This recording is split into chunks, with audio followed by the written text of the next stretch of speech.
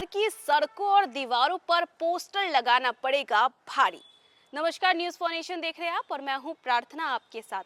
आपने बिहार के अलग अलग जिलों में, राजधानी हो या किसी भी रोड या फिर गली में पोस्टर लगते हुए तो जरूर देखा होगा, जिसकी वजह से जो है वॉल्स अक्सर ही ढक जाती है और सरकारी इमारतों पर तो कुछ ज्यादा ही एक के साथ कई सारे पोस्टर लगा दिए जाते हैं। कई बार ये पोस्टर जो है वो पॉलिटिकल पोस्टर होते हैं, कई बार फिल्मों के पोस्टर होते हैं, लेकिन अब इन्हीं सब चीजों को लेकर के बड़ा फैसला लिया गया है। जी हाँ, आपको बता दें तो अब इस तरीके के पोस्टर लगाने वालों पर जुर्माना लगाया जाएगा और नई विज्ञापन नीति जो है वो जारी कर दी गई है। दरअसल आपको बताएं तो शहर की खूबसूरती को और भी बढ़ाने के लिए बड़ा फैसला लिया गया है। आखिर क्या है ये फैसला और क्या कुछ नया है इस विज्ञापन नीति में और किस तरीके से लोगों पर जुर्माना लगेगा पोस्टर लगाने पर, आपको बताते हैं इस रिपोर्ट के जरिए।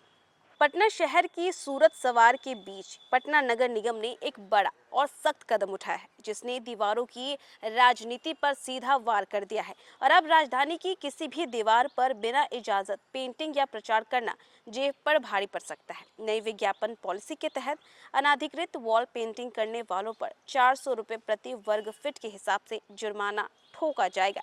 नगर निगम का यह फरमान साफ इशारा है कि अब बेतरतीब इश्तिहारबाजी को बर्दाश्त नहीं किया जाएगा।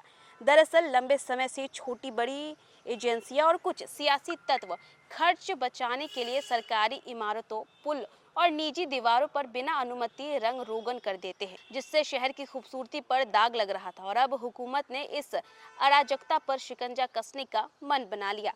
इस नई नीति के तहत पटना के कई अहम इलाकों, खासतौर पर सार्वजनिक, धार्मिक और ऐतिहासिक स्थलों को नो एड जोन घोषित कर दिया गया है। यानी इन जगहों पर किसी भी तरह का विज्ञापन या पेंटिंग पूरी तरीके से मना होगी। अगर कोई इस कानून को चुनौती देता है तो पहले नोटिस और फिर भारी जुर्माने की कार्रवाई तय है। हालांकि नगर निगम ने इस सख्ती के बीच कला और संस्कृति को बढ़ावा देने का रास्ता भी खुला रखा है। गैर व्यावसायिक और शहर की सुंदरता बढ़ाने वाली वॉल पेंटिंग को विशेष अनुमति के साथ छूट दी जा सकती है। यानी जहां एक और अव्यवस्था पर लगाम लगेगी तो वहीं दूसरी ओर सरकार जो है वो खूबसूरती बढ़ाने के लिए इजाजत दे रही है।